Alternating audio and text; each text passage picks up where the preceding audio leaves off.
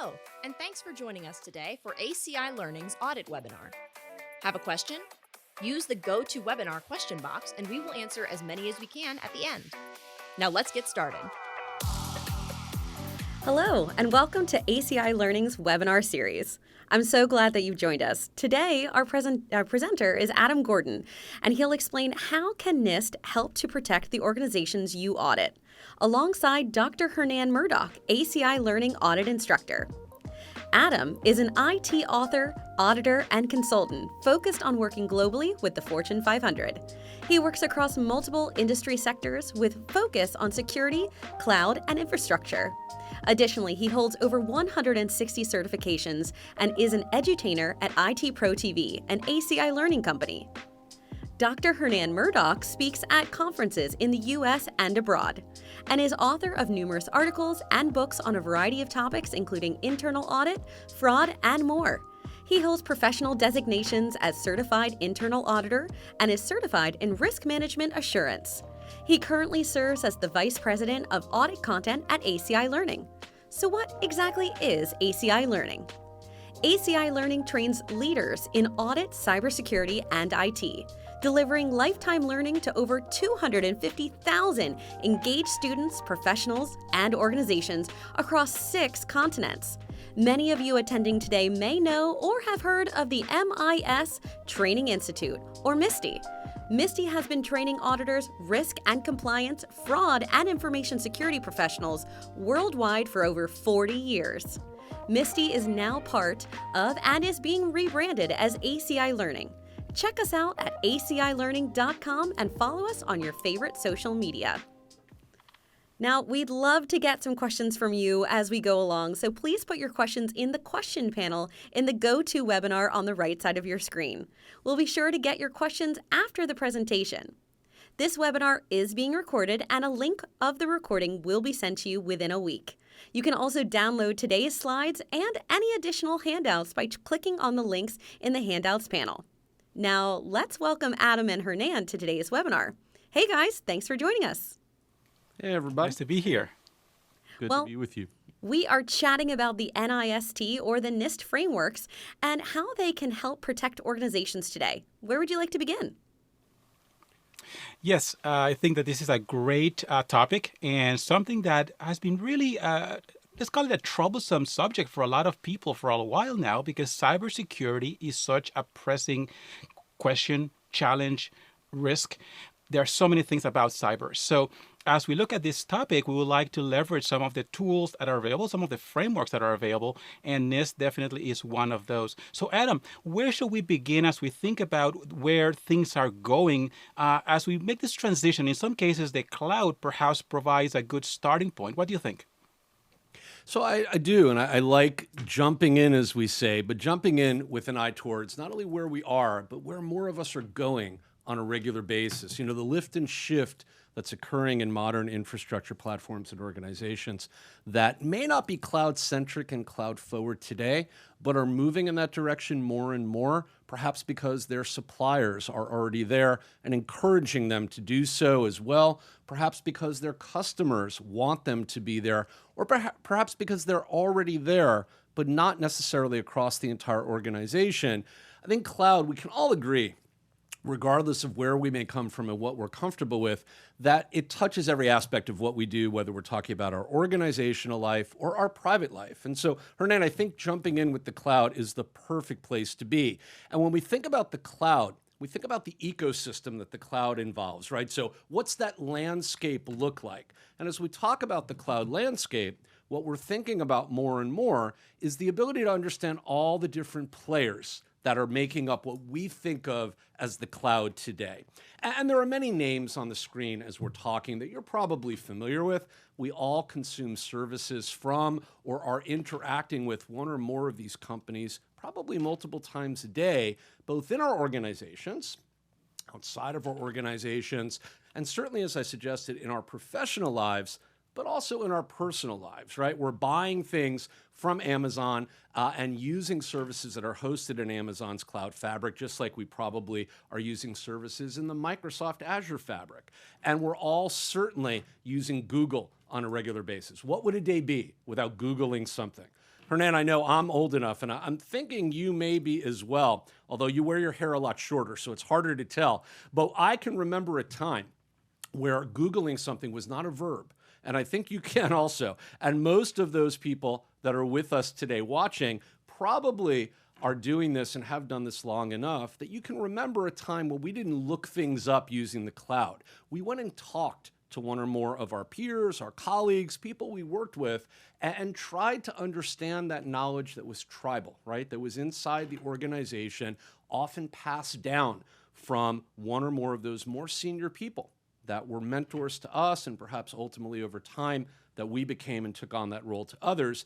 But wherever we find our information, whatever the cloud looks like today, I think it's fair to say that operating in the cloud as an IT professional, and specifically as an audit-centric professional in the IT space, or even broader beyond IT in any aspect of the business, when we're doing internal auditing in particular, we have to be aware of not just the cloud, but the responsibility matrix that the cloud is essentially going to impose on us as an organization and as professionals. And I think, Hernan, it's probably a good idea for us to talk a little bit about that idea of shared responsibility, because it really does set the tone for us, I think, with regards to where we want to go today inside the webinar, which is really talking about the role NIST can play and the tools it can bring together for auditors to help secure and protect an organization. So when we think about shared responsibility, right? Go ahead, I'm sorry. So Adam, as you're talking about this, one thing that comes to mind is the fact that so many organizations are leveraging the cloud, like you stated and very eloquently explained. But we have this dynamic as well in terms of all of those support activities, leveraging other vendors, and all of these interactions are really creating those dynamics that are troublesome to some extent. And coming back to your point about shared responsibility, so as we see this ecosystem expand in terms of your employees, your customers, your vendors, partners, and so on, you're reaching out to the whole world. And this creates a lot of interesting dynamics to be on the lookout for. So to your point about shared responsibility, I'm glad we're going there, because part of that is making sure that everyone involved is clear about the fact that this is not somebody's job, it is everybody's job. So let's take a look in more detail how this breaks down and who are the players, who are the parties that need to be considered, incorporated into this discussion so that they understand what their responsibilities are. So let's take a look. Let's dive into that. I'm really interested in this. Absolutely. And so we can see on the screen that we have what is commonly often the graphic you will see, or a facsimile of it, the graphic you'll often see with regards to shared responsibility in the cloud. And while you might see the responsibility level, which is on the left across the top, and maybe the area that's on the top shifted, it really just depends on who's doing the graphic, it's going to look and feel very similar to what we're talking about.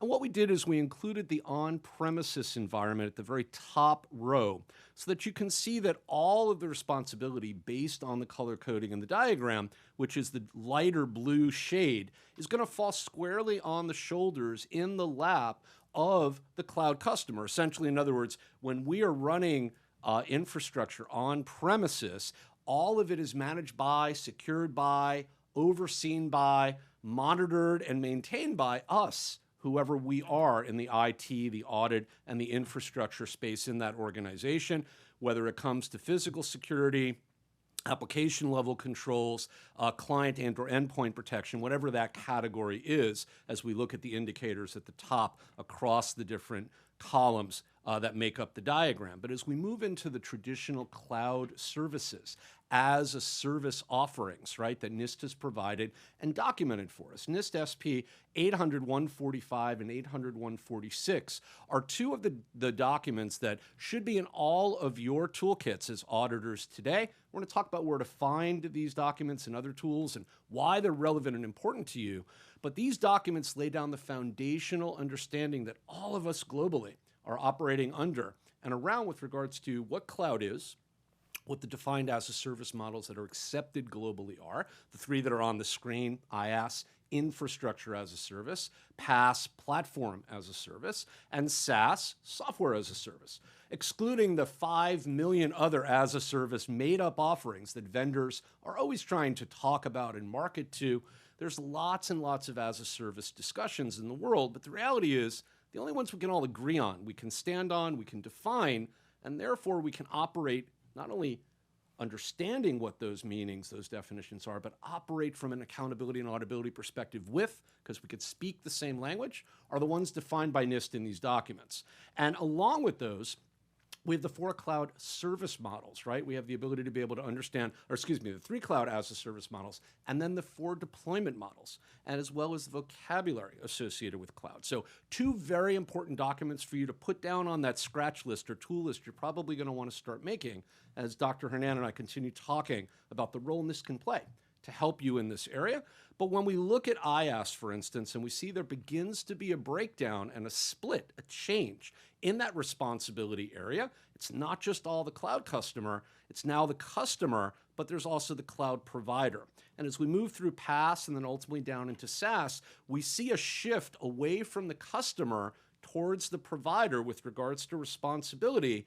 But I want to call out, and Hernan, I think you'll agree with me, that it's the area where we see split or joint responsibility, those squares where we see color coding as both solid and is also going to be light and dark, that we want to focus on, because this is that area that is the crossover area. This is the area where if we're not very careful, we're not very prescriptive, specific, and we are documenting and agreeing exactly on what that level of responsibility and accountability as a result of that will be for each party, and we're not both holding the other side accountable and living up to that, and we're not checking and verifying on who's doing what, and it's the role that audit plays certainly foremost, we're going to have missed opportunities and ultimately probably risk, and therefore concerns around impact and, of course, as a result, exposure. And so when we look at a model like... Oh, go ahead. I was going to say, when we look at the shared... Yes. So as we look at the diagram, one of the things that I notice is that, and to your point, that it starts to split who's responsible for what. But one of the things that we also always have to do, and we find ourselves doing this quite often, is trying to help management appreciate the fact that because you outsource something and because you have a provider, cloud in this particular context here, that doesn't mean that the risk is shifted away from you and to them. There's responsibility that's shared among them, and in some cases, it still remains with you. If there is a problem, the customers are still going to come to you first. You are the first line of communication and contact and responsibility and accountability. So outsourcing doesn't mean that all you have to do now is just write a check every month and pay your invoice. You have to make sure your expectations are clear, the accountability lines are well defined, and that you're going to keep those up to date, because you can't expect them to know what's happening at your organization. So this diagram is very telling about how the cloud services that are being provided to you, in many cases, define where those lines need to be drawn. And we have to keep up with it. So I think that this is something that really needs to be underscored, highlighted, and really taken as a message back to organizations, because in some cases, this is one of those things that they say, well, one of those big providers, whether it's AWS or any other, well, they're so big, they're so sophisticated, they know it all, I don't have to worry. You do have to worry, you do have to communicate with them. It is a very important point, and it's not just about that mindset that Dr. Hernan is pointing out, right? It's not just about, hey, let's make sure we document, let's make sure we understand the transference, but also the shared responsibility that forces us to keep an eye on what's going on. I had this conversation recently with a couple of peers in our industry, and we were talking about the fact that most customers fall into this mindset that Dr. Hernan was pointing out we should be wary of, which is they transferred it, they wrote the check, and they think out of sight, out of mind, right? And that's nothing could be further from the case. And we do need to keep that as a theme. We're going to hear that coming up again and again throughout the remainder of our conversation across the discussions here. And we really want to make sure that you understand as frontline professionals, whether you're in audit specifically, you're more broadly in IT and security, risk assessment, risk assurance. Maybe you're not in that industry or that end of our industry at all, but you're just curious. What do these people do? Why do I keep hearing them talk about stuff? Whatever it is, you want to understand that just because we are inviting somebody to share responsibility with us doesn't mean we can turn a blind eye to what we're doing, and that what they are doing impacts what we still need to do, as Dr. Hernan was rightly pointing out. So very important as we not only talk about shared responsibility, but maybe transition, I'm thinking, Hernan, away from this a little bit, and let's more broadly move into a conversation about not just where we can find shared responsibility in the organization, but also where we might be able to look for and find some of these documents and these tools that I was suggesting are very important. NIST SP special publication documents certainly are going to form the backbone of what all IT professionals, especially in the audit space, should be familiar with and should be looking for. And I think maybe a little field trip, maybe taking a quick look at where we can find those from the source at the NIST website might be in order. And there's more than one reason to take you to the NIST website. And join me here while we're talking. I want to put up the NIST website and show it to you really quickly. And I'm sure many of you are probably familiar with NIST and thinking, why does he have to take us to a website we already know how to find? Not because we want to make sure you know how to find it. Quite the opposite. I'm sure you know how to find it.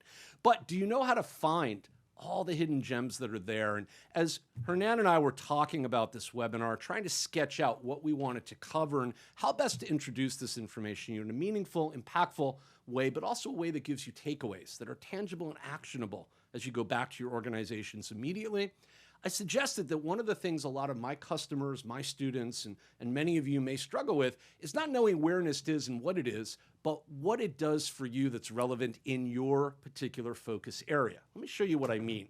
NIST is an organization of the U.S. government, specifically the U.S. Department of Commerce, and NIST is covering, and we're looking at the topics link at the upper left-hand corner, all of these areas. And I talk to people about NIST all the time, and they say, oh yeah, that's that standards organization that does that customer service thing. Well, yeah, ISO 9001 and NIST aligning with it and providing resources around it is a small piece of what NIST does, but look at all the areas that NIST is involved in, many of them highly advanced and technical by industry vertical.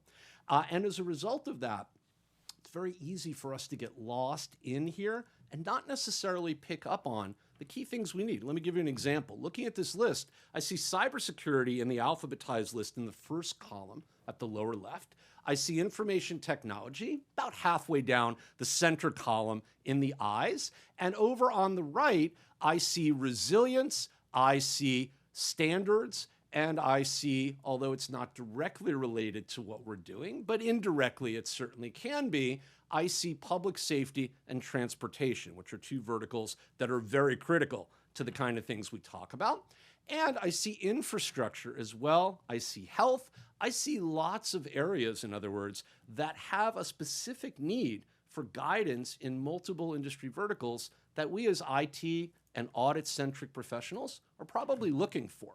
The question really is, where do you begin? Well, you begin by either looking at one of these verticals and clicking through them. We're going to take you on a tour of the cybersecurity area in a minute, but you can also begin by going to the publications area. And I mentioned a few minutes ago as we were talking about cloud and the definitions that drive us to shared responsibility, that NIST SP, special publication documents, really should be in your toolkit. And the best place to find them is by using the search engine on the website. Now, there are multiple numerical identified categories for special publications. The SP series in 800, the numerical identifier, which is often associated with cybersecurity, information technology, more specifically the older category of information technology, is a good place to look. The NIST SP 837R2 document, which is the backbone for the risk management framework, can be found there. But we also have a newer category, NIST SP 1500, which is going to be the more modern thought processes around cybersecurity. And so knowing the publication categories and knowing how to reference them for document searches, very important as a skill, but a lot of us don't know we can just type in a number and or a title. We may not know what we're looking for. So I often want to remind people as they search that advanced searching is really going to be the key and the way to go. It's not as overwhelming as you may think, because most people don't realize we don't need to fill in all these fields. We just need to fill in one or more. And I mentioned the publication series. Well, you can look here as we pull down. There are lots of them, and you can go in and choose, of course. And there's the special publications area. And then you can choose by topic area. And if you're not sure what topic area you want, start typing, and you'll see security comes up with cybersecurity and all the things that may be important. We can type audit or begin to type audit. Nothing specific to audit, but that's because it's buried inside of the security and cybersecurity topic area. And so, Hernan, I think just by showing everyone and reminding everyone how to navigate I think we do a great service to people that are going to begin to want to build that toolkit. But I think it's also important to focus in maybe on one key area. And that's why I suggested we'll quickly take a look at what the cybersecurity area offers with regards to resources.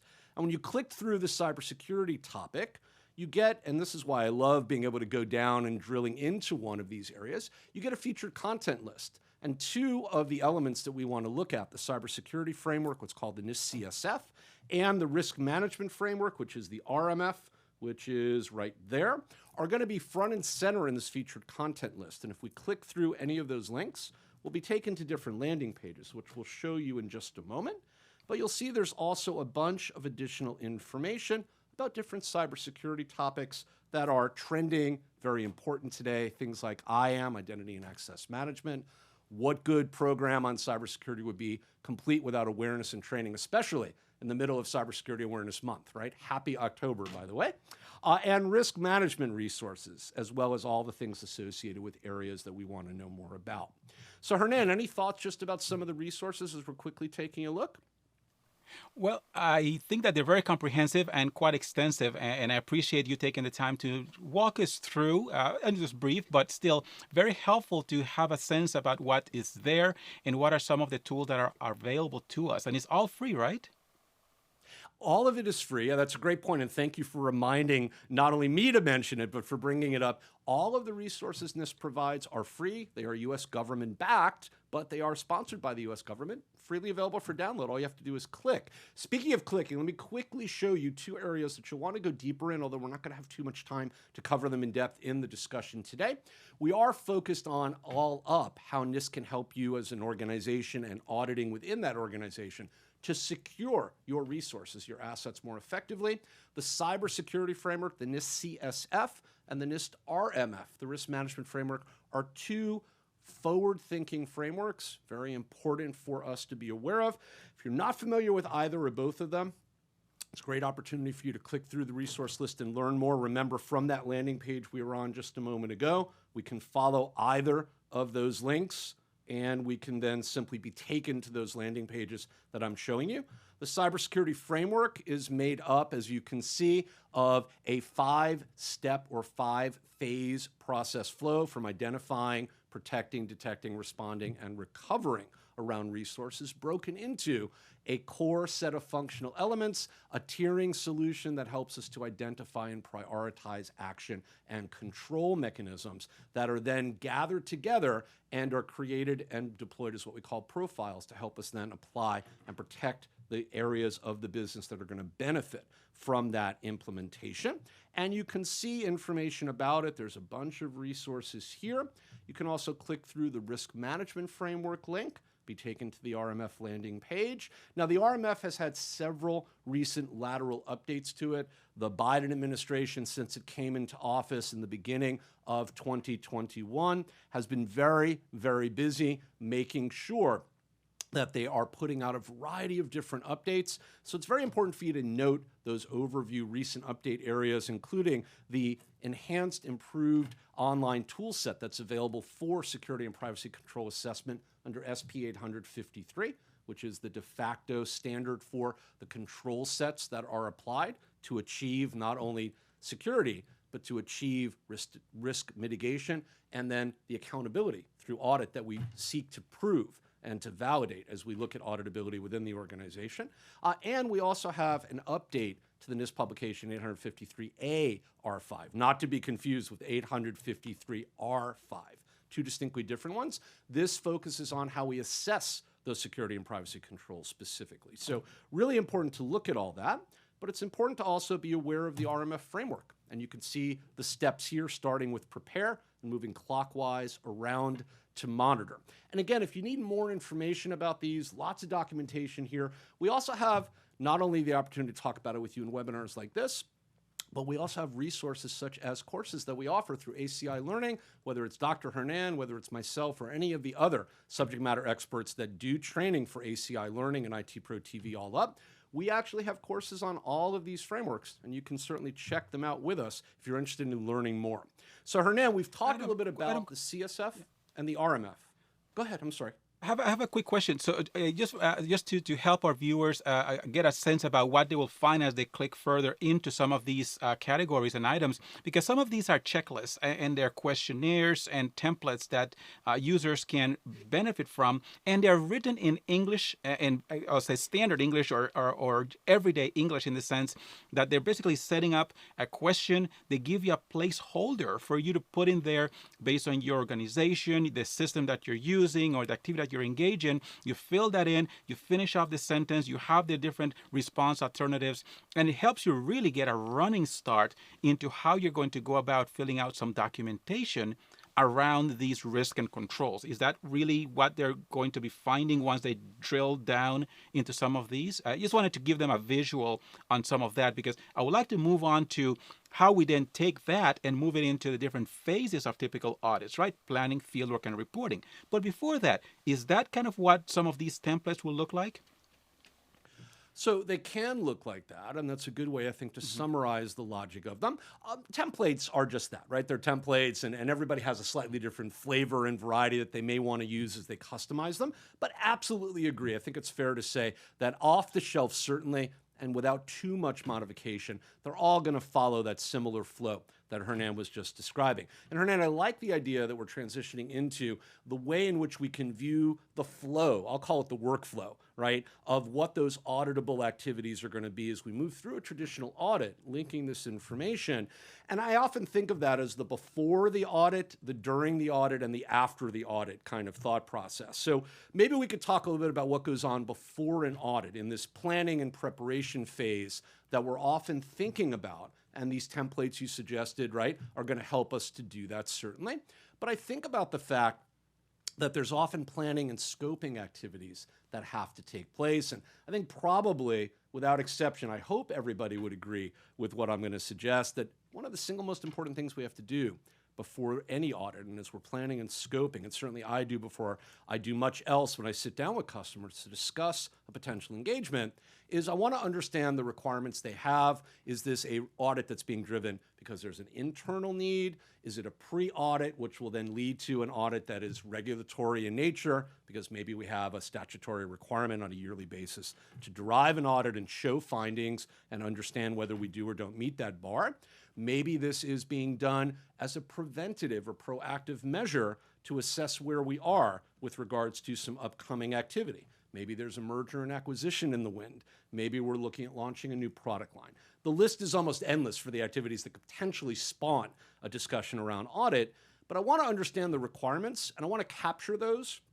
I want to get senior management agreement and buy-in on what that directive is going to look like. And I want to distill that down, as you were suggesting, into something more formal. And I think the audit SAL, right, the statement of work, really represents that thought process for us, because that's where we officially capture, document, and agree on, both parties, right, should agree on, what we're there to accomplish, but also what we're not going to do. I often find that if I don't have clear direction from the customer, the client, the target of the audit, it's very easy to get distracted by all of those things that they want done after the fact. And you may or may not find this in your engagements, Hernan, but I'm always having those conversations along the way. What about this? What about that? Are you finding this? Are we there yet, is what I tend to refer to it as with customers. And when I have those conversations, I can refer them back to the audit cell. If I've done my job up front and say, you know, we agreed it would be these things that we're covering. You didn't tell me you wanted me to focus in these areas. We have to have a separate conversation, because we're not going to extend the scope of the audit. We're going to have to come back and do something different. So I think it's really important to agree up front as to what we're there to accomplish. And scoping allows me to say in or out. And when it's in, it should be covered, documented, and of course, ultimately should show up one way or the other at the end of that process in the after column. But it also should allow me to say, not now. Let's come back and talk about that later. So it's very important from my perspective, right, to have that defensive measure, as I often refer to it internally, which is my cover that allows me to say no to a customer when they're trying to drag me off target and trying to distract me with other things. Probably not purposefully. Let's give them the benefit of the doubt, right? But it is a human reaction and a human nature element, I think. Hernan, what do you want to jump in? Yes, Adam. Yes. So, as we're talking about the importance of collaborating with the client and making sure we have a good understanding about what it is that we're going to cover and what we're not going to cover based on the risk associated with some of these dynamics, it provides a very good starting point. Can you tell us a little bit more about those areas of interest, the POIs and the AOIs, that are going to help us drive some of that and make sure that we're very clear about what's in and what's not for this review? Absolutely. When we think about POIs and or AOIs, right, you can refer to these a couple of different ways. You and I were talking about the definitions of these as we were getting ready to have our conversation. And points of interest or interaction, right, is what you often will hear people say or refer to these as, and areas of interaction or areas of interest. And when we think about the guidance and these areas that we want to not only have from the customer, but develop and often offer to the customer, because it is a two-way conversation. And I think I'm hoping that I'm trying to be very upfront about that, because I seek input, but I also want to give guidance, is what I tell my customers, right, in my role. And I want to listen to what you need to accomplish, but then I want to tell you what's realistic about what your wish list looks like. And guidance helps Adam, us to that do also means Yeah. that also means that they need to have a good appreciation for the inventory in terms of what equipment they have. Well, that's one of the common recommendations that we make with clients, is that they have a good inventory about the hardware and software. Otherwise, you don't even know what are the possibilities for inclusion and exclusion. So that's a very good starting point, and then we can apply those points of interest and areas of interest to it. Now, how about the field work? Once we get into the actual engagement and the review itself, what are some of the key things we need to be on the lookout for so we can cover the thing that we need to? So, we want to be thinking about what I would call V&V, verification and validation related activities. And what we're looking for is we're in the middle of going through the organization's resources, those assets you were just describing, both hardware and software based, and all the inventory information. And we're cross-referencing that with controls and with documentation. And we make a huge foray into the pile, right? We wade into the pile of all those things. We need to sort out what is the reality on the ground versus what the story about that reality is being told. And what I tell customers all the time up front in these engagements, and I hope this rings true for you as well, Hernan, is, I'd rather you be honest with me, even if it's going to mean that we have some work to do to help you to understand how to fix something, than not tell me the truth, because I'm going to find out what you're not doing along the way, but it's going to save us a lot of time, right? If you can be honest with me and show me the issues you're struggling with. Don't tell me everything's perfect, because I know it's not, is what I tell customers. And when you tell me it's not, I tend to believe you more than when you tell me it is, because you're being honest with me, and I know there are issues. It's just a question of whether I'm going to find them or you're going to partner with me to find them. And so it's verification and I think that is, and I think that is one of the key ways that we can also help to build better relationship with our clients, because if we're only thinking of it from the control perspective and from the compliance perspective and the auditors writing a report that's going to make them look poorly, then that's the wrong footing. The idea is, let us help you identify gaps that may exist and how we can recommend improvements to that infrastructure and that ecosystem. So if we are able to set that foundation from the planning phase, the during phase will go on far more effectively. Now let's turn our attention to the reporting or the closeout phase, where we're looking at issues and recommendations. What are some of the suggestions you have to make that a report or a communication document? Because we sometimes struggle with the word report. It sounds very formal, very text heavy. So the communication of results, how can we get them to really read it, pay attention, and take corrective action? What would you suggest as a couple of key ways that we can make it something that is going to become an action plan? So one of the things I do with my customers is, we do write these weighty, lengthy tomes and reports, as you suggested. We have to. It's kind of the way you communicate this information, right? But what I like to do is create, and I won't call it an executive summary, because I think there's different levels of how you do this. There's definitely a need for an executive summary, but I like to create a compiled summary that a mid-level manager and a practitioner can look at within that organization and have actionable takeaways from, not just that super high-level executive summary, essentially the finding list that we provide at a very high level to tell you how good or perhaps how much work you may have as a result of the audit, how good you are, how much work you have to get better. I want to create that mid-level document, right? We need that weighty technical readout on the audit because that's what we have to have often from a compliance perspective. But if we can't turn that, to Hernan's point, into actionable outcomes for individual audiences that are relevant to their abilities to act, we're not doing our job.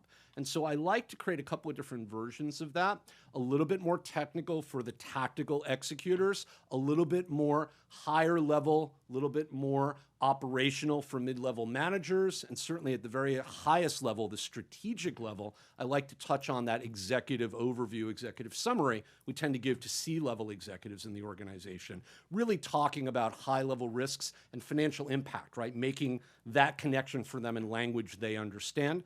And I think if we can create those documents as takeaways lateral to the main report on the audit, I think we've done a great job for our customer, and I think we've left them in a good place where they can action out those findings, but also can position themselves to be successful going forward. That's great. So can we dig into those three? Because I really like the way you broke it down into the strategy, the operations, and the tactics. Let's dig into a little bit more into that strategy. What are some of the key things that you like to highlight at that level? So sure, when we think about strategy, right, we're often thinking, as I suggested, about targeting the C-level, right, the senior level executives in the organization. Strategy is really that high-level guidance, right, or policy, which is aligned with the strategic element and the thought process at that level. It's really about that high-level guidance that senior leaders are going to give us, right, answering the questions, why are we doing something, what are we looking to accomplish, to give direction to everybody, tie that into governance, risk, and compliance activities, all the things that many of us are probably already thinking about. From my perspective, when I talk to leaders in organizations about strategy, I want to help them to look ahead to the future, but I want them to understand that they have to build the base that makes them successful in the future today. And so I challenge them by saying, what are those strategies you're engaging around today that are going to allow you to reach those goals you're telling me in the next 12 to 36 months you're shooting for? Because if we're not talking about risk, if we're not talking about change, if we're not talking about privacy and compliance and identity management and the 1,000 other things we have to talk about today, supply chain risk and all that kind of stuff, if we're not strategizing today about those things, you're already gone and out of alignment and nowhere near where you need to be on that 12 to 36, maybe 48 to 60-month journey. You've already led yourself off course. And as senior leaders in that business, your primary focus and job is to keep the organization on course, laser focused. So I try to get my customers to ponder today what the impact of tomorrow will be so they can plan for tomorrow by setting the stage for today. And I think by moving strategy, go ahead. On that level, Adam, so if you're thinking in terms of these very big elements related to the topic today, so we have the RMF and the CSF, what will the elevator pitch look like? Just again, very briefly, what's the difference between the RMF and the CSF for the executives who really have the need for that 5-word explanation about what it is? I'm just using 5 as a quick grab of number, but what is the difference between the two so that they can get that understanding of where we need to go? Because you can deploy one or the other or both. They're different. So how do you explain it to them? So RMF is really focused, as the name implies, right, on risk management, the identification of it and the treatment of it across the life cycle of the organization landscape, awareness of threat, impact, and ultimately exposure. The cybersecurity framework is broader, and it encompasses discussions around risk, but it's focused more on the infrastructure and the elements we have to manage as a result of that broadly. And so what I often tell customers is, look at where you are. What's your primary key business requirement, strategy, or driver over the next 12 to 24, 36 months, as I was suggesting? If it has the word risk in it, well, we should be thinking about implementing the risk management framework if you're not already doing that. If it's broader and it's technology driven and you're looking at implementing multi-factor authentication because you're switching away from password-based single factor and you need identity access management, IAM all up in the organization globally, and you need to cloud enable that in the next 12 to 24 months, we should be thinking not just about risk, but about the cybersecurity framework more broadly and how to implement that to challenge those assumptions and change those behaviors. Well, that's great because that helps them better clarify what they know and what they don't know from their perspective, and also what their clients and service providers have in place and what they know and don't know as well. So it's very helpful because in some cases people just say, well, we have a risk management framework already in place. Doesn't it cover cybersecurity? Maybe not to the degree that you need to. So how about we turn our attention to operations? What are some of the key things we need to keep in mind as we look at the operations side of things? So when we think about operations, we're moving down a level in our thought process. We're moving into mid-level management. We're looking at how we translate that strategic vision, that policy, into ultimately process. And process is how we translate that high-level guidance, ultimately turning it and moving it down towards the bottom area, right, which we'll talk about in a minute, which is tactics, so that we can execute. And so we need to understand how to translate that high-level vision into the processes and ultimately the guidance that will allow individual business units and areas to take on those responsibilities and become accountable to the organization for outcome. And so when we think about operations, we have to really start drilling down, looking under the covers within those frameworks, whichever one we operate with, it doesn't matter. And we have to understand how we're assigning responsibility, whose roles are being defined under what conditions, and who the players are, right? I talk to my customers a lot about understanding what the game is you're playing and who the players are that play that game. This is incredibly important, especially as we start to partner outside the organization and extend the thought process around operations into our third-party risk management strategies and supply chain risk management. One of the most important operational areas we can think of today. As we look at that business line, whatever it is that extends out, are we working with our vendors to be able to make sure that they're doing the same things we are the same way? We're regulated. Are they aligning their practices so that we can stay regulated and not worry about running afoul of those regulations? Or are we going to have issues because they're not operating the way we should and we do? And these are the kind of questions we have to start challenging organizations with, and the kind of questions that auditors need to be asking of their clients. Show me the roles, show me the definitions, show me the alignment, or let me point out to you where it's not and you think it is, and let's talk about mitigation strategies to change that trajectory, because in the next 12 months, those risks are going to become real if we don't.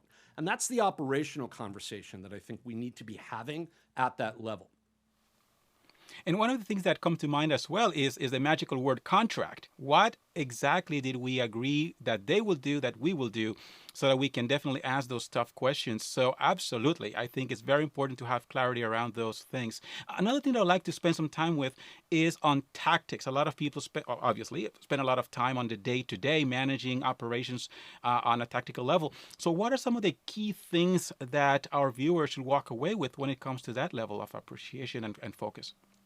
Sure. So as we move down to tactics, right, we're really talking about the lowest level in terms of where we are, where the rubber meets that proverbial road. This is the tip of that operational spear.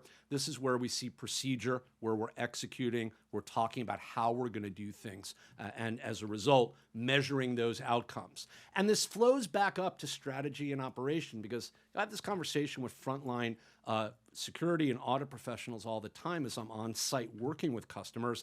They're doing things and I'm questioning why they're doing them a certain way. And they tell me where this is how we've been told to do it. And I track that back up the chain through my operational and strategic touch points in the organization through an audit. And if I don't see that direct connection, if I can't trace a tactic to an operation and a strategy conversation around policy and around process, then that tactic is probably misaligned. And it may have been relevant 1, 2, 3, 4 years ago, but there's often a shift that occurs in the strategic and operational landscapes that doesn't always get translated down to the tactical execution. And when we break those dependencies and connections, we orphan the tactical execution and the organization moves in a different direction. This is where risk creeps in, because unmanaged change is occurring. And let's be honest, let's call it out for what it is what I tell my customers and what I'll offer you as a thought process. Change is not an evil word, and neither is risk, but both of them are deadly if they're not identified, documented, managed, and acknowledged, so that we understand that we have to essentially keep an eye on them, not because they will do harm, but because they can. And if we're smart, we understand that tactics are the derived execution element of strategy. And if those two things are not aligned, we have a problem, is what I would tell you, and of course, what I tell my customers. Now, one of the things that comes to mind when it comes to tactics and the everyday activity and work that people do is awareness training. So, what are some of the key things that we should walk away with when it comes to awareness training? I usually think of it as one of the starting points for everything, right? We can talk about risk and controls, but a lot of it is going to be a result of what people do or don't do, what they know, don't know, awareness, and their behavior. So, what are some of the things about that awareness training that auditors should be looking out for so that if the program is not including those things, we can make those recommendations? Sure, so I'll give you a real world example about this, right? And I agree with everything that Hernan just said. So I was speaking on a panel a couple of evenings ago. One of the people on the panel was an special FBI agent in one of the areas that we were discussing. And his focus is around essentially working with small, medium-sized businesses and how they are dealing with these kinds of concerns when they're attacked with ransomware and whatever the case may be, dealing with the outfall of that. He shared with the panel as we were talking that the single largest concern the FBI has, the single largest law enforcement agency in the United States, is business email compromise, what we call BEC. It's the single biggest crime that's taking place not just here but globally. Over $2 billion, with a B, $2 billion in damage done last year alone. And this speaks right to the heart of what Hernan was suggesting, awareness training. The biggest mitigation, the biggest control, the biggest impact we can have on something as big as business email and the impact it has when bad actors get into there and compromise our operations through phishing and all those things. And it's the most obvious thing, but it's the thing we often overlook, is training the human through awareness training to be better at understanding what a threat looks like and stopping before they engage. Notice I didn't say not doing something. I didn't say report this. I didn't say mitigate that. I simply said train them to stop and think. And awareness training is often couched in terms of you must do this. Why don't we couch it in terms of let's make sure everybody's aware of who to call and how to get help.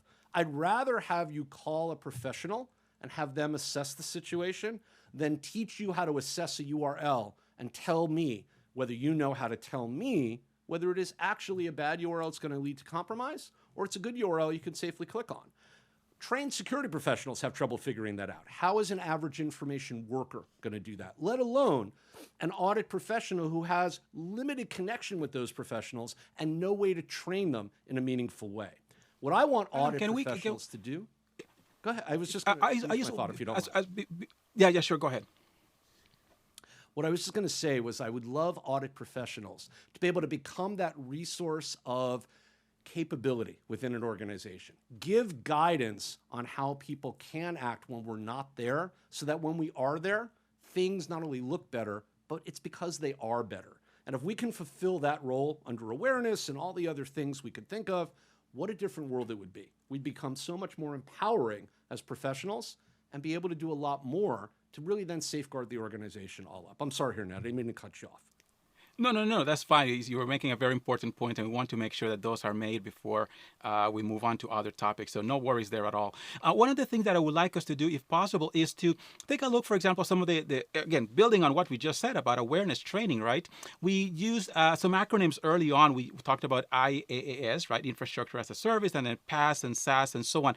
Can we define those for our viewers? Some of them may not know, or they may not understand the nuance between them and some of the risk and cybersecurity implications associated with it. We use the terms very broadly and frequently, but there's a difference between them. So what should they walk away with when it comes to those terms? So when they're looking at contracts and other policy and procedures, documents, and so on, they know what they're looking for and what they should be looking for as exclusions. So help us with that, please. So, when we think, and it's a great question. Thank you for posing it. So, when I talk to customers or when they talk to me and we think about these kinds of things, there is an alphabet soup, as Hernan was suggesting out there, right, in not only our contracts, but I think overall in IT and, of course, as a subset of those skills in audit today. And I tell my customers one of the single most important things you can do without being specific about any one area is speak a common language. Force your vendors and your suppliers to speak in a way that makes sense to you, right? And make sure you parrot that back into your organization. I have a standing rule, not only with my customers, with my students, but in general, in our industry, with any professional I talk to. I don't ever use an acronym unless I describe it and explain it to you, and I don't tolerate you using one with me unless you tell me what it means, because I may not know what you are thinking when you tell me SOC, typically Security Operations Center, but it could also mean a lot of other things. And if we don't define those terms, we don't understand the gist, the direction of that conversation, we're going to make mistakes and we're going to make bad decisions, right? Caveat emptor. If you speak Latin, buyer beware. And so it's very important, I think, to be prescriptive and specific in our language and our choices. I think it's also very critical for us to know exactly what our outcomes need to be and then work backwards to negotiate those into the conversation and document those or agree that we're going to exclude them because of scoping in order to ensure we know what we are and are not doing. If I look at a document and I can't make sense of it, then I'm pretty confident that the customer doesn't know what's in there either. And I require all my customers to read all the documentation they sign, or I will not take an engagement. Because I feel, and this may or may not be universal and ubiquitous, I have a feeling it's not, but I feel it is so critical for the people that I'm working with to be on the same page as me and to understand where we want to go together and manage our accountability accordingly. If you don't read that document and you just have somebody sign it on your behalf, how can I have a conversation with you later about what outcomes are? We don't even know what we're doing, let alone how we got there. So I think those things are probably some things I would suggest, Hernan, fall into that category. Excellent. Yes, very helpful there. And of course, having that glossary, right? So make sure that we understand it and they understand it. So that's a great add-on. So thank you very much for helping us clarify those terms that we use very broadly, but again, sometimes may mean slightly different things for different people. I appreciate it. Absolutely. So correct me if I'm wrong, Hernan, but I know you and I have been chatting for a while. Now it's great to be able to have this running conversation. But one of the things we like to do as we do webinars is also invite all of our listeners and participants that are watching to engage with us. And I know we probably have some questions that are hanging out there that people might want to ask. So I know you were sneaking a peek at some of those as they were coming in. Do we have any questions teed up that maybe we can address for the next few minutes? Yes, actually, I believe that Lauren is going to provide a couple of comments for our benefit as well. Well, thank you so much, Adam and Hernan. And actually, to all of our viewers, if you have any questions, be sure to enter them right now in our chat panel. And on the right side of our screen is where you can find them. Before we get to the rest of our Q&A, I'd like to tell you a little bit about Audit Pro TV. Audit Pro TV is a subscription-based on-demand audit training that's effective and engaging. A one-year subscription actually costs less than a 3-day classroom course, and it allows you to gain access and the training you need anytime from anywhere. Visit acilearning.com to learn more about Audit Pro TV and to get a free trial. And Hernan, I hear that in-person training is coming back in December. Is that right? Yes, that is correct. In fact, we are excited to announce that this December, we are offering a week of in-person training classes in Orlando. That's in Florida, of course, right next to Disney World. If you're eager to get back to live classroom training, network with professionals, and earn up to 40 CPEs, then this is the perfect opportunity to do just that. Whether you are looking for 2, 3, 4, or 5-day courses, or wanting to pair 2 together to make a full week of training, we have something for everyone. And if you're interested in learning more about the Orlando Training Week coming this December, now is the time to register before classes fill up. Visit acilearning.com and contact us today. All right, let's see what we have questions-wise. Dr. Hernan, take it away. Sure. Thank you very much. Yes. So one of the questions has to do with a security audit. Again, it's one of those things that we may use the terms. We assume that people know what they mean, or people know what they mean, but they would like a few tips and tricks. So Adam, what are some of the things that you will suggest for someone who is embarking on this journey of conducting a security audit? What are some of the things that he or she should be looking at to make sure it is there in that work program? So I'll give you a couple of different areas I would focus on. Number one, you mentioned this earlier. I think it's spot on. We need a complete, accurate inventory of assets. So I would challenge whoever you're auditing to validate and provide to you a complete asset list. And remember, the definition of assets is anything the organization has that is valuable and accounted for. It's not just the information. I find often, many times, that we miss a lot of the other types of asset classification and categorical areas, more so categories than classifications, unless we're talking about information, because we don't have a full accounting. How much hardware, how much software, how much human capital, how much information. Start with those broadly and build out, and you'll find you're going to account for things you may not normally. So we want to know about assets. We also want to know about clear role definitions, as I suggested. It's very important to know who's doing what, and also ask the obvious question, not just who's doing it, but why are they doing it, and what does doing that mean in the organization? Can't tell you the number of times I've talked to people as I've engaged around an audit opportunity or just been on site consulting. And I've heard time and again, we've all heard this, hey, we do it that way because Bob said so.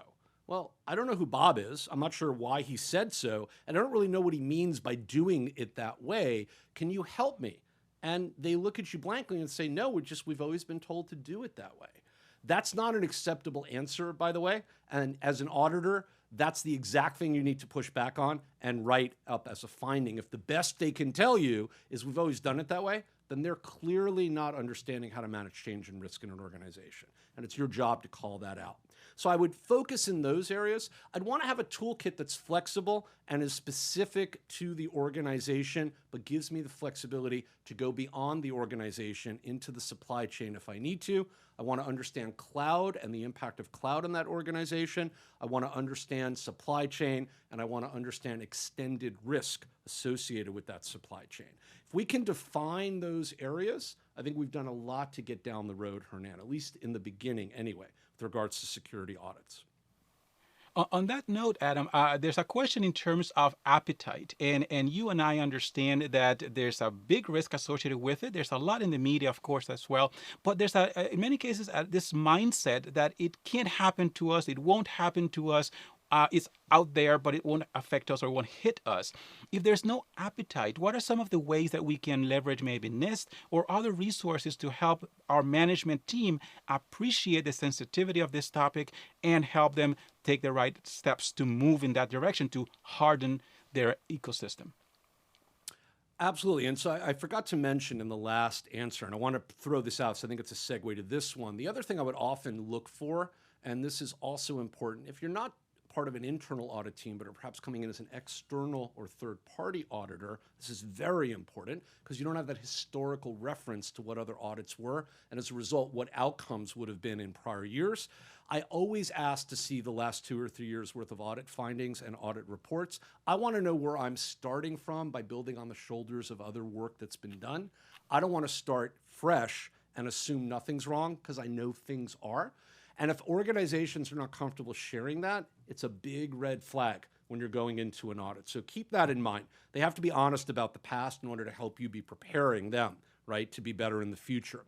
With regards to tools from NIST and from other organizations, although we're focusing on NIST in this discussion, I think we've done a good job earlier in the webinar about laying out the areas you can go look for tools in, the risk management framework, cybersecurity framework among them, special publication documents like 800, 145, and 146 for cloud and cloud discussions. I think 800, 160, and 161, certainly around supply chain risk management, things of that nature. 800, 171 comes to mind. There's a lot of different documents that are valuable. But what I tell customers and what I tell peers and colleagues about NIST is, it's nice to say I read that document, but it doesn't mean you know how to apply the guidance there. And Hernan made this point earlier when he talked about how we translate that into templates and use those tools effectively. Don't just read the document and put a check mark there and say, well, I can talk to a customer about that. Understand how your customer will benefit from that guidance. And if it's not a good fit for them, then look for something that is, right? But don't just say it's got to be this prescriptively or else, because it doesn't necessarily work.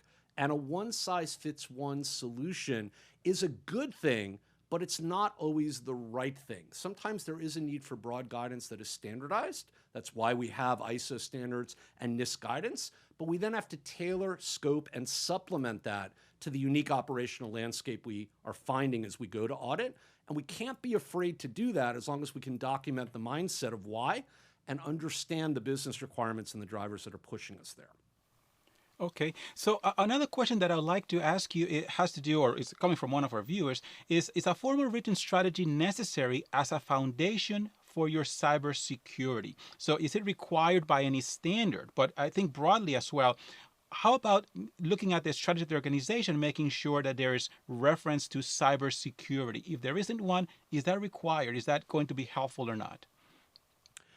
So, it's a loaded question, right? Because cybersecurity as a term today means a lot of things, right? It can mean the security of the organizational operational landscape all up. It can be focused on a unique and specific technology or vertical stack within your technology. It usually is taken broadly across the entire operational organizational landscape. But the problem with saying, well, we're referencing cybersecurity in our policies and we're referencing it in our documentation, that's good. I love to see you reference things, I tell customers, but referencing them doesn't mean you're doing those things. It just means you've put the words on the page. I'd much rather see measurable outcomes that are traceable back to specific business drivers than see language that is unrelated to outcome.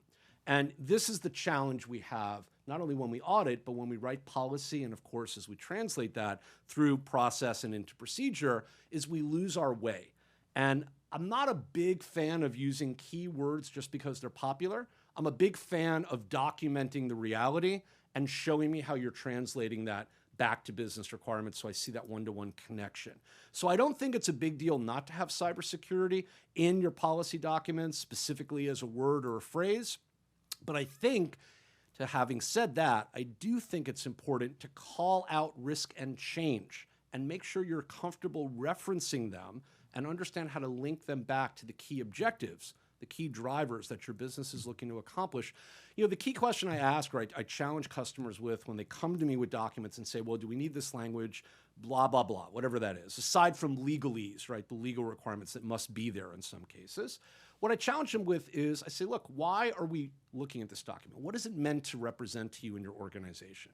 If you can tell me what the key business requirement or driver is that this policy is supposed to represent, I'll tell you whether it's aligned and whether the language belongs there. If you can't point me to that, I have no point of reference for what you're trying to say.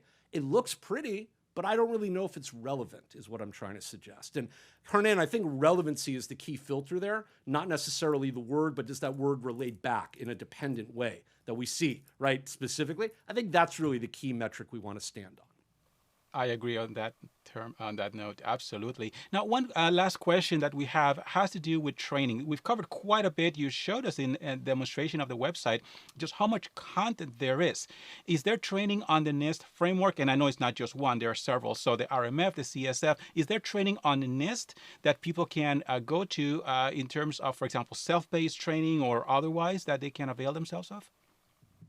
So, there is, I mentioned at some point as we were talking that ACI Learning and IT Pro TV as part of the ACI Learning family in particular, but ACI Learning all up, we do actually have training on the NIST, CSF, and RMF courses in the library. I know because I actually created them, and I'm the one who put them there along with my co-host, Zach. So I can tell you for a fact we actually do. It's kind of a loaded question, right? But I know we do in that particular area. We have a really great overview course that allows professionals both in the audit space and IT and security spaces broadly to understand the necessity as well as the impact, the structure, the scope, and the finer details of both the NIST, RMF, and CSF. And Hernan, you could speak to this firsthand as well because you are involved in a lot of that training also. We have a broad area in our catalog associated with not just specificity around NIST, but very broad guidance for auditors in all sorts of areas that are relatable back to the NIST frameworks, but may not call them out by name on the surface. And I think it's fair to say we as a company certainly provide a lot of that, but I think it's fair to say globally across the landscape, NIST does a great job themselves of putting out not just documentation, but resources like training kits that are self-serviceable that you can use in order to understand how to create those templates and drive that implementation in the organization. And I think if you look at the website as we showed you and do some of those advanced searches, you're going to find there is a lot of stuff. And as always, if you have a question, you're not sure where you wind up and what it looks like, reach out and talk to one of us. We're always happy to answer questions for you. I love having conversations with customers, with members, with people that are not currently customers or members of ACI Learning in order to better understand their world and offer them guidance, whether or not it's applicable to ultimately you becoming a member. That's not important. What's important is you get the right information and you get it from a trusted source. And I know I speak for myself. I know I speak for Hernan and all of us. We'd love to be that trusted source for you. Reach out and ask us. We'll be happy to help you out if we can. Absolutely. Yes. Thank you very much, Adam. Really appreciate. And that's all the time we have. So let's turn it over to Lauren. Well, thank you very much, everyone, for your questions. But we've run out of time for this webinar. But for Adam Gordon and Hernan Murdock, I'm Lauren Deal, and thank you for joining us. Hope to see you back here again soon. Thank you for joining today's webinar. You will receive a link to the webinar recording delivered to your inbox. See you next time.